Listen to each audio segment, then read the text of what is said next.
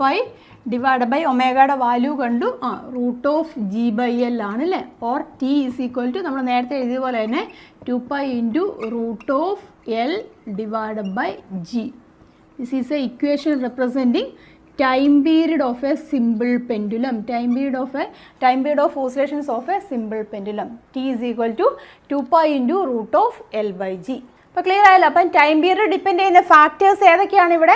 Length ഇല്ലേ, ഈ ലെങ്തിനെ depend ചെയ്യുന്നുണ്ട്. നമ്മൾ പ്രാക്ടിക്കൽ ചെയ്യുമ്പോൾ ലെങ്ത് ഒരു ലെങ്തിൽ വെച്ചിട്ട് നമ്മൾ ടൈം പീരിയഡ് കണ്ടുപിടിക്കും. പിന്നെ ലെങ്ത് നമ്മൾ വേരി ചെയ്തിട്ടാണ് നമ്മൾ പ്രാക്ടിക്കൽ ചെയ്യുന്നത് കേട്ടോ. അപ്പം ടൈം പീരിയഡ് അപ്പം ഓരോ ലെങ്തിലും കിട്ടുന്ന ടൈം പീരിയഡ് എന്ന് പറഞ്ഞിരിക്കുന്നത് വ്യത്യസ്തമായിരിക്കും. ഇപ്പോൾ ഒരു പർട്ടിക്കുലർ ലെങ്ത് വെക്കുകയാണെന്നുണ്ടെങ്കിൽ അതനുസരിച്ചിട്ടുള്ള ടൈം പീരിയഡ് ആയിരിക്കും കിട്ടുന്നത്. ക്ലിയർ ആയല്ലോ. ജി എന്ന് വെച്ചാൽ നമുക്കറിയാം കോൺസ്റ്റൻ്റ് ആണല്ലോ, value acceleration due to gravity ആണ് ജി എന്ന് പറഞ്ഞിരിക്കുന്നത്. അത് കോൺസ്റ്റൻ്റ് ആണ്. അപ്പോൾ നമുക്ക് ടൈം പീരിയഡ് എന്ന് പറഞ്ഞിരിക്കുന്നത് ഡിപ്പെൻഡ് ചെയ്യുന്ന ഫാക്ടർ ഏതാണ്? Length of the pendulum. ആ പെൻഡുലത്തിൻ്റെ ലെങ്ത് ആണ് ടൈം പീരിയഡിനെ